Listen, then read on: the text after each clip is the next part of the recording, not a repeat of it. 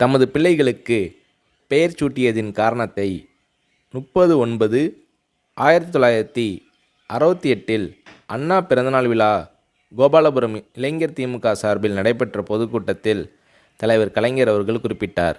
நான் எனது மக்களில் ஒருவனுக்கு ஸ்டாலின் என்று பெயர் வைத்தபோது தூத்துக்குடியில் இருந்த ஒரு நண்பர் கடிதம் எழுதினார். ஸ்டாலின் என்ற வெளிநாட்டு தலைவரின் பெயரை உங்கள் பிள்ளைக்கு ஏன் வைத்தீர்கள்?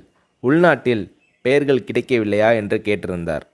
அதற்கு நான் பதில் எழுதும்போது எனது மூத்த பிள்ளைக்கு முத்து என்றும், இரண்டாம் பிள்ளைக்கு அழகிரி என்றும், மூன்றாவது பிள்ளைக்கு ஸ்டாலின் என்றும், நான்காவது மகனுக்கு தமிழரசு என்றும் பெயர் வைத்தேன். எனது தந்தையின் நினைவாக முத்து என்று பெயரிட்டேன். என்னை அரசியல் உலகிற்கு அழைத்து வந்த அஞ்சா நெஞ்சன் அழகிரியின் நினைவாக அழகிரி என்று இரண்டாவது மகனுக்கு பெயரிட்டேன்.